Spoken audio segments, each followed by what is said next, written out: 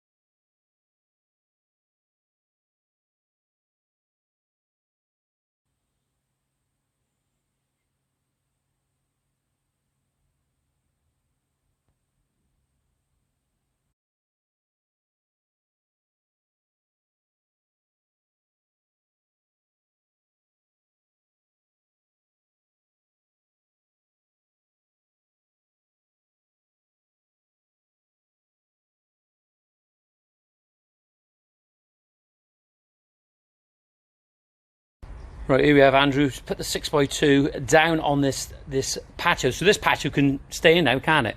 Yeah.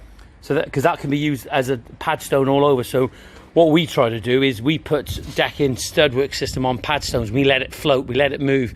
It's no good just bolting it to the house, because if the timber starts to expand, what'll happen is that you'll get cracking in the timber, and you need to let it move. It's as simple as that.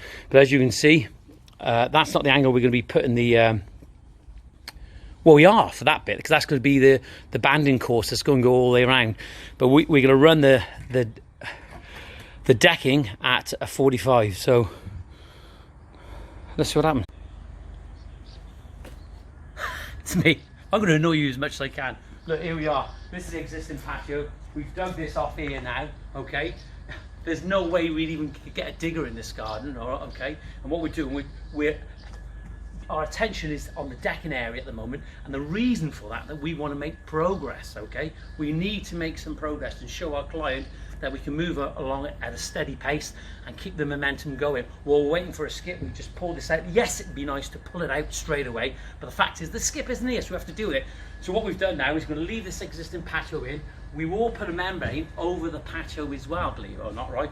But what we're going to do now is we're going to make our stud work up for this area, start working back this area, creating the shape more or less as we go.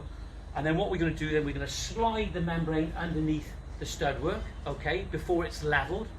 Then we're going to put a gravel mulch on top of the membrane, and that will ensure that the membrane doesn't move, and it's pushed down, and it'll stop the light getting in there and stopping those weeds from going in. So you make sure you use the right geotextile membrane underneath, and I'll show you that later. And then what we do then, we'll be making the pad stones in places, in those significant places, to ensure that our stud work holds nice and steady.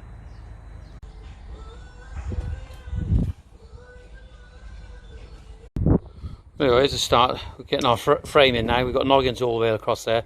That's going to carry our banding course of that board all the way around. And then we've got noggins through here as well. That's going to stop the joist twisting. And what we'll probably do is we're going to end up putting some straight through the middle here as well. So we're going to get this roughly in position now, so it just looks a little bit more presentable, as Andrew says.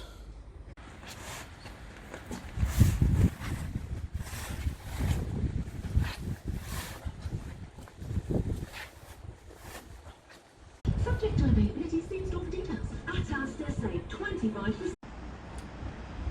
Well, this is an Irwin slide and bevel, and basically, for those who don't know how slide and bevels work, basically what it does, it finds the angle that you're going to have to cut your next board on. So in this case here, we slide that across here, the wooden part on the wood, and then we slide up there, and it's there. Okay, we're not going to say it's near enough there. That's perfect. So then what we do, we take this round, transfer it onto the board, and mark it and cut the board.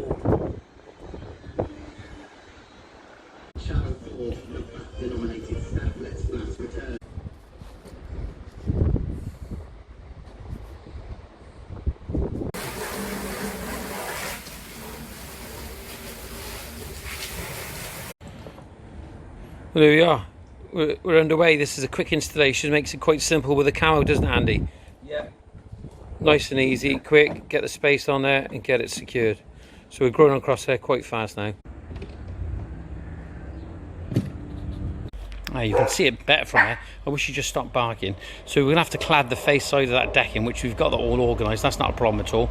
But we got to work that grass down, get some levels in the garden, and we've got the decking in now, so that's good. So we can move on with this part, and hopefully a bit rapid. But the way the weather's going now, it's starting to rain. Well, here we are. We're back in the garden today. As I showed you yesterday, I rotavated it all over, and that's done. And now it's to start raking some of the big lumps of the grass out, and getting it away, getting the skip filled, and moving on, and removing that grass down the side. Once I've levelled this garden off, I'll know where I need to retain it, because the last thing we want is earth against the neighbour's fence. We have to think about that, how we're going to retain that. There we go. Traffic for the time of day. The earlier problems on Stalton Road between Monmouth and Stalton.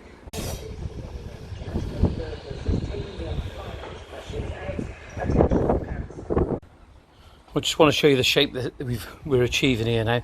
Coming around on a nice radius there, we've measured that exactly, and now we're sweeping round into the next circle. We've got to cut those, and we're going to cut maybe about half a dozen, and then lay. Not go too far, because we don't want to get it wrong. So.